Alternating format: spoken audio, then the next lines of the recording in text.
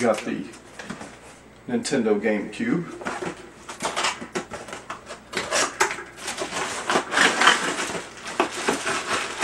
And as you can see, this is, I don't know if you can see this, but this is pretty much brand new.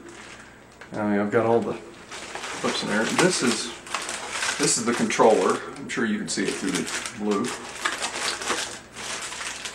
Instruction book and an advertisement there.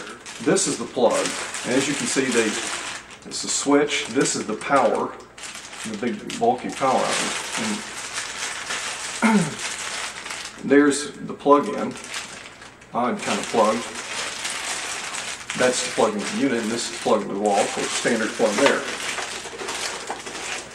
The actual unit is a cube with a handle, as you can see. And here are the, well, let's take this out so I can show it to you better. These are there are four inputs for the controllers, and there is also memory card slots right here and here. See, there you have, well, let's do that again. See, there's the open switch. And of course, you can see it's a CD-based system, but it takes small, very small discs. They're actually, well, if you saw my my video with the Godzilla game, you saw the small disc, so that gives you an idea. Here's the power button right here, and the reset button right here. Also, you've got the audio-video input right at the top, and you've got a high-speed port and a serial port, which if you take this off, of course, there's you can see that.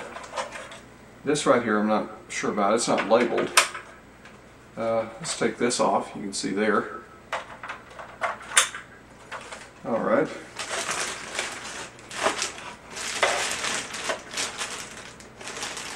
I'm not sure where the audio-video cord is. Here's the audio-video cord. Of course, you can see it's kind of a weird hookup there.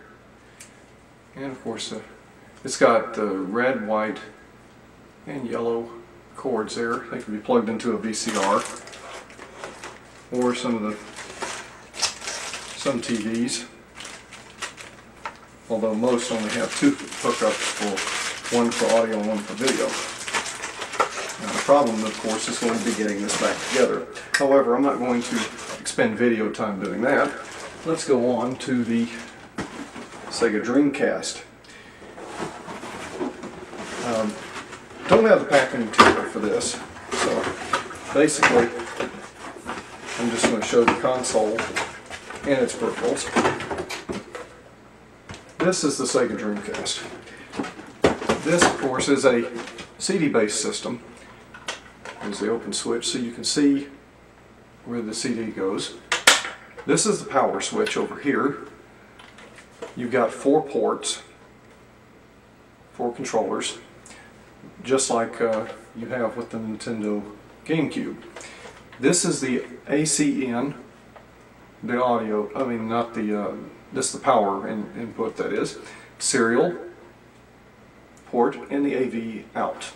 And of course you also, since this is the first console to have online, you also had a phone jack hook in. Pardon me. Pretty nondescript on the bottom, although there is this curious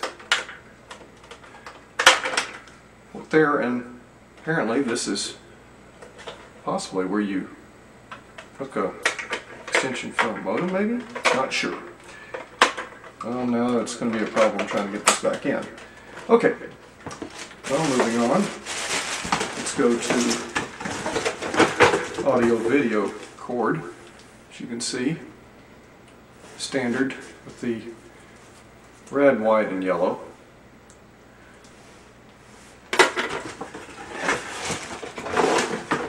And we've got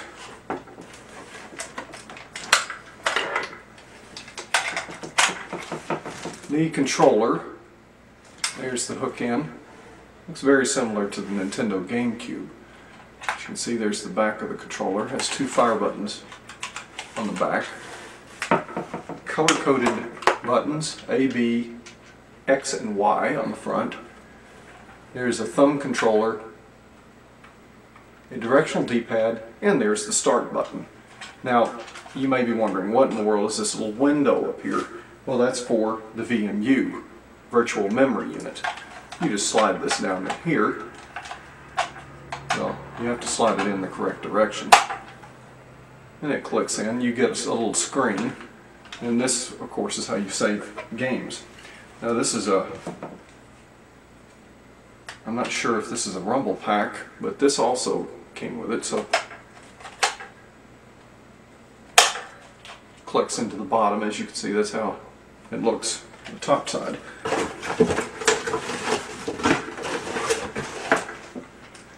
Here's the audio, I keep wanting to say audio video, pardon me. This is the power cord, and it looks very similar to the PlayStation cord in that it has a kind of square side and a rounded side. And that is pretty much all there is to the Dreamcast.